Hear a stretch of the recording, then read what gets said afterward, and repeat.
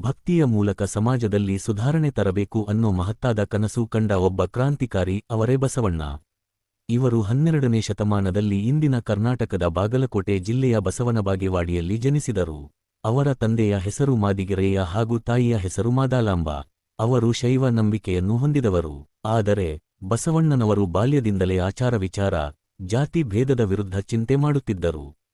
ಬಸವಣ್ಣ ಅವರು ವಿದ್ಯಾಭ್ಯಾಸಕ್ಕಾಗಿ ಕುಡಲಸಂಗಮಕ್ಕೆ ತೆರಳಿದರು.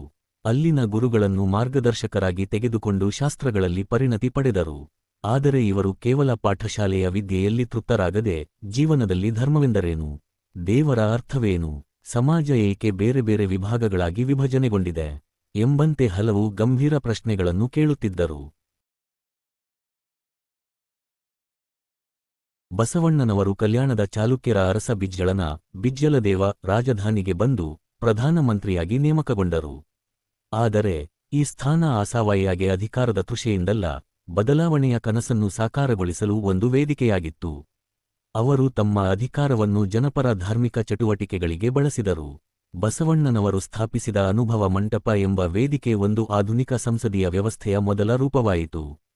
ಇಲ್ಲಿ ಜಾತಿ, ಧರ್ಮ, ಲಿಂಗ ಎನ್ನುವ ಭೇದಗಳಿಲ್ಲದೆ ಎಲ್ಲರೂ ಸಮಾನರಂತೆ ಕೂತಿದ್ದರು. ಮಹಿಳೆಯರು ಕೂಡ ಇಲ್ಲಿ ತಮ್ಮ ಅಭಿಪ್ರಾಯ ವ್ಯಕ್ತಪಡಿಸಬಹುದಿತ್ತು. ಅಲ್ಲಿ ಚರ್ಚೆಗಳು, ವಿಚಾರ ವಿನಿಮಯ, ವಚನ ಬರವಣಿಗೆ ನಡೆಯುತ್ತಿತ್ತು.